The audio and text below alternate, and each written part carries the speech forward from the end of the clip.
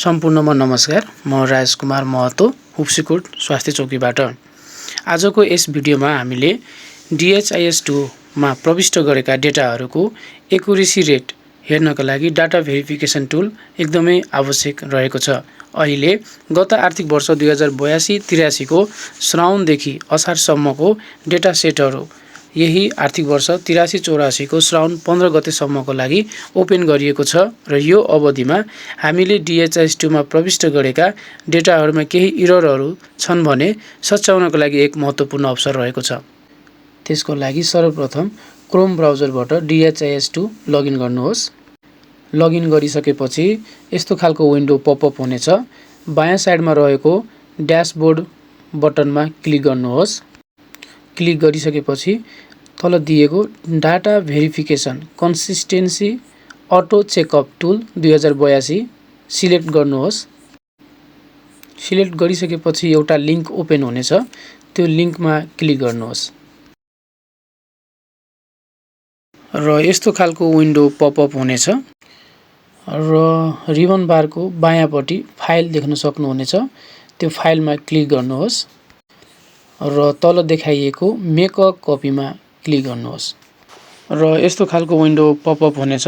यसमा तपाईहरुले आफ्नो स्वास्थ्य संस्थाको नाम राख्नुहोला र फेरि तल दिएको मेक अ कपी बटनमा क्लिक गर्नुहोस् र डाटा लोडिङ हुँदैछ र डाटा लोडिङ भइसकेपछि यस्तो खालको पेज एउटा ओपन हुनेछ र यो पेज लोडिङ भइसकेपछि माथि रिबन बारमा हेल्पको साइडमा दायाँपट्टि DHIS2 देख्न सक्नुहुनेछ।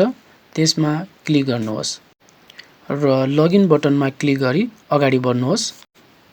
लगइन गरिसकेपछि अथोराइजेसनको लागि ओके गरेर अगाडि बढ्नुहोस् र हजुरहरुको अगाडि एउटा यस्तो खालको विन्डो पपअप हुनेछ।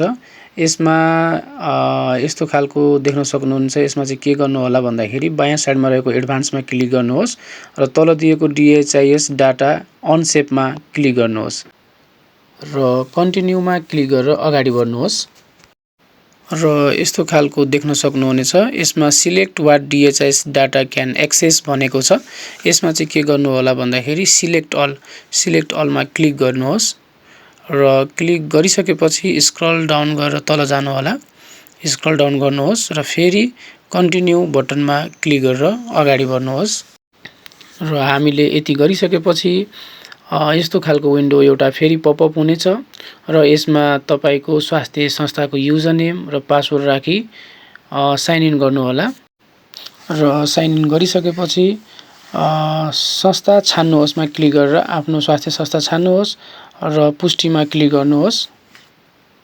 पुष्टिमा क्लिक गरिसकेपछि तपाईको डेटा डाउनलोड हुनेछ र यो प्रक्रियामा केही समय लाग्छ। त्यसको लागि प्रतीक्षा गर्नु होला र तपाईको सम्पूर्ण डाटाहरू कार्यहरू सफलतापूर्वक पूरा भइसकेपछि यस्तो खालको एउटा सानो पपअप देख्न सक्नुहुनेछ र त्यसमा ओके बटनमा क्लिक गर्नुहोस्।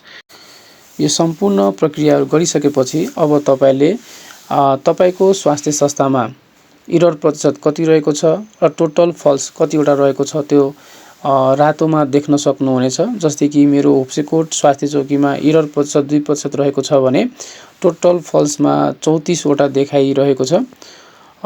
यसरी चाहिँ हामीले आफ्नो स्वास्थ्य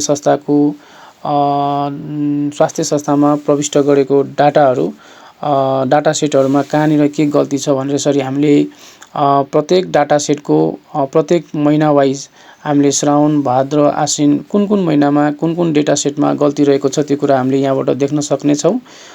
जस्तै कि हामीले यहाँ टोटल रजिस्ट्रेसन अफ ग्रोथ मोनिटरिङको लागि हामीले रिपोर्टिङमा हेर्दाखेरि श्रावण महिना र भाद्र महिनामा पनि हाम्रोमा मिस्टेक देखाइरहेको छ। यसरी चाहिँ हामीले प्रत्येक डाटा सेट अनुसार कुन महिनामा कुन डाटा सेटमा के मिस्टेक भएको छ भनेर हामीले भेरिफाई गरेर रुजु गरेर यी कुराहरू हामी फेरि DHIS2 लगइन गरेर डाटा एन्ट्रीबाट फेरि हामीले बिग्रेको डेटा सेटमा एक्युरेसी अथवा गल्ती भएको डेटा सेटहरू हामी सच्याउन सक्छौं र त्यसको लागि तपाईहरुले फेरि आफ्नो DHIS2 लगइन गर्नुहोस् र डाटा एन्ट्रीमा गएर बिग्रेको डेटा सेटहरू यताबाट हेर्दै त्यता सच्याउनु होला। सच्याइसकेपछि सच्याएको 24 घण्टाभित्रमा तपाईँको डेटाहरू अपडेट हुनेछ र तपाईँले आफूले गरेको डाटाहरू सच्याएको छ कि छैन भनेर हेर्नका लागि यी प्रक्रियाहरू यथावत रूपमा सुरुदेखि फेरि अन्तसम्म गरेर हेर्न सक्नुहुनेछ। र यो भिडियोको अन्त्यमा तपाईहरूलाई भिडियो मन परेमा लाइक, सेयर, कमेन्ट गरिदिनु होला। धन्यवाद। भिडियो तपाईलाई कस्तो लाग्यो कमेन्ट सेक्सनमा कमेन्ट राखिदिनु होला। साथीहरूमाझ यो भिडियो सेयर गरिदिनु होला। च्यानलमा यदि नयाँ हुनुहुन्छ भने च्यानल सब्स्क्राइब गरिदिनु होला।